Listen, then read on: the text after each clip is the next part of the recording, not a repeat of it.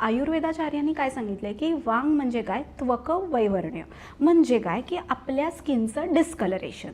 आता ॲलोपॅथी आणि आयुर्वेद यांची सांगड घालायला आपण गेलो तर ॲलोपॅथीनुसार काय असतं की आपल्या चेहऱ्याचा रंग मेलॅनिन ठरवतो. जर मेलॅनिन सिक्रिशन कमी असेल तर गौरवर्ण असतो आणि मेलॅनिनचं प्रोडक्शन जर खूप जास्त अधिक प्रमाणात झालं पित्त वाढल्यामुळे तर मग तिथे वांग यायला सुरुवात होते.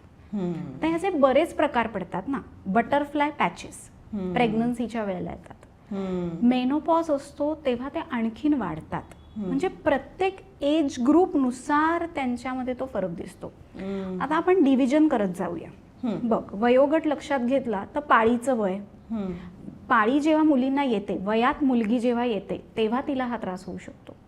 तारुण्यामध्ये पित्त प्रकोप असतो तेव्हा तिला हा त्रास जाणवू शकतो. आणि सगळ्यात महत्त्वाची वेळ म्हणजे प्रेग्नन्सीच्या वेळेला हे बटरफ्लाय पॅचेस येतात.